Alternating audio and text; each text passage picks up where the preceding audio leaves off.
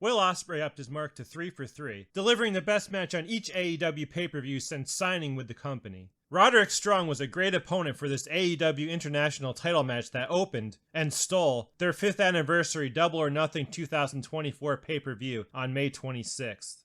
Finally, in these last 2 pay-per-view matches, Strong has gotten a chance to show why he's one of the best wrestlers ROH ever produced, and has been a standout everywhere else he's gone for the past 2 decades. He did a great job of leading Ospreay through a speedy match with great counters, and a lot of aggression that was more exciting because he was able to incorporate Will's amazing offense without just utilizing the same old setups that make Will's matches predictable. The crowd was very hot for Ospreay, and he brought the energy and excitement to maintain their enthusiasm. They wrestled the match that you would want from them, a fired-up Ospreay bringing his flashy and explosive offense in a quick-hitting, opportunistic manner, while Strong used his technical wrestling, intense striking, and arsenal of backbreakers, but did so in a manner where he was actually the one pushing the pace even more so than Ospreay. The wrestling was excellent from every technical perspective. They worked incredibly well with one another, executing crisply and precisely. There was an urgency to everything they did in this sprint right from the get-go, and it felt like they both disliked each other and valued the title. One could argue that Strong did an even better job of working an Ospreay-style match and bringing out his strengths than Bryan Danielson did on April 21st and Konosuke Takeshita did on March 3rd, as this match felt far less predictable. However, as bad as those 2 greats have been booked, it's ultimately a lot less poorly than Strong, and that was a crucial difference. Strong is one of the best wrestlers in AEW, but you basically wouldn't know that from anything he's actually done in the company, where he spent more time in a wheelchair than in the ring. Strong being mispositioned as the goofball sidekick to the middling, thankfully perpetually absent Devil has only made him and this belt continue to be meaningless.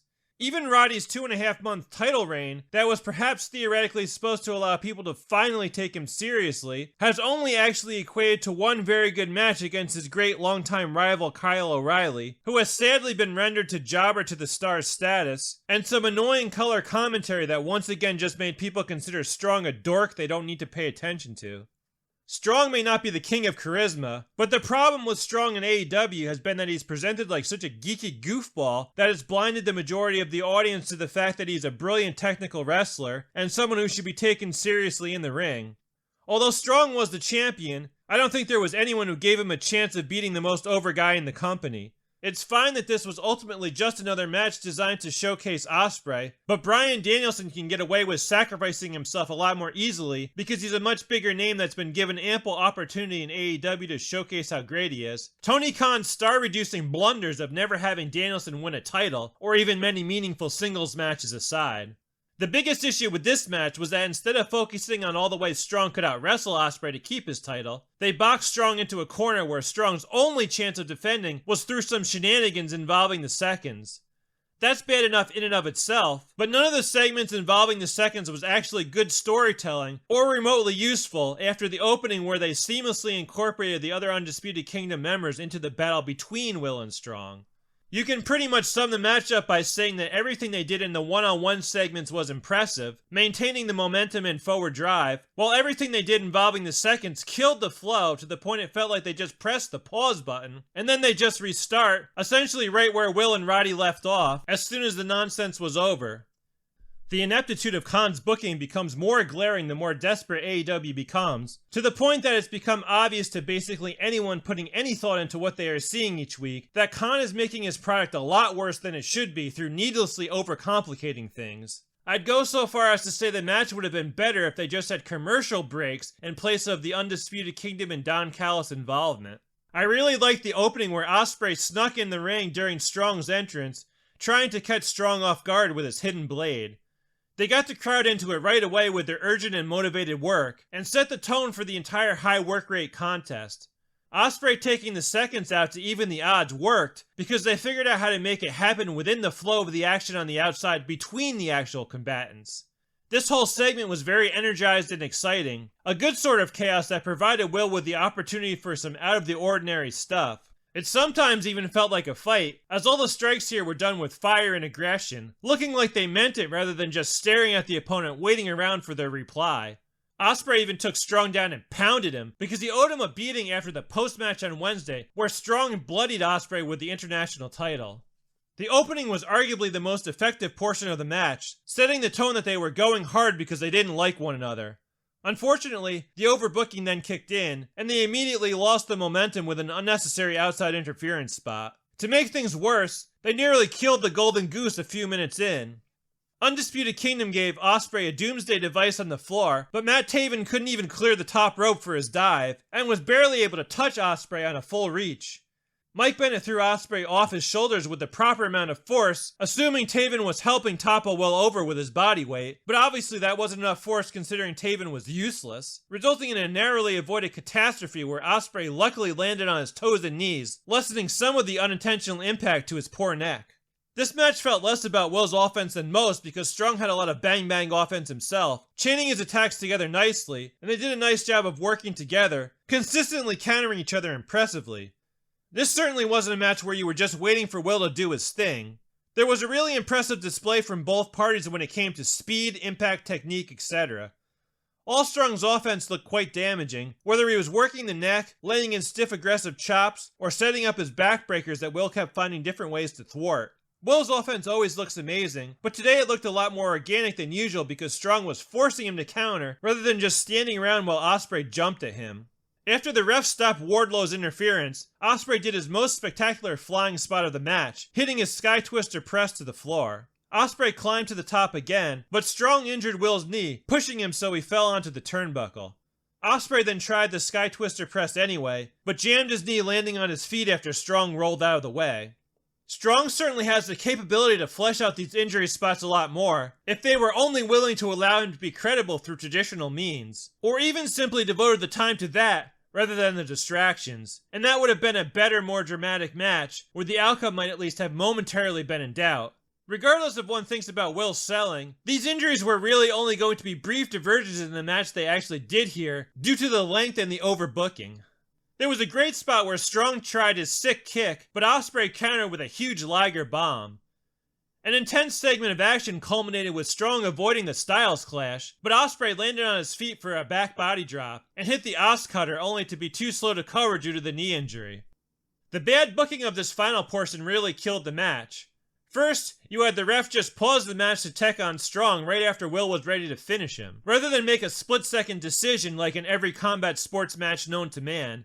Instead, he decided to have the doctor check Strong out by standing on the floor more than 10 feet away. Suffice to say, you'd probably get a less jokey medical exam from Dr. Britt Baker, even if she's a DMD.